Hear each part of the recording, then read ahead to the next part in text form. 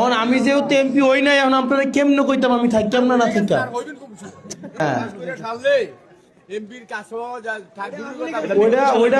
ওটা এখন কেমনে কইবেন?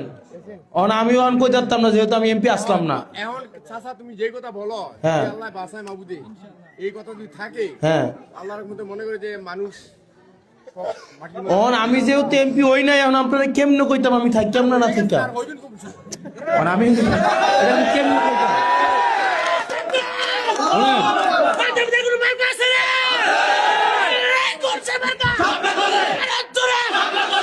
দাঁড়ান শোনেন,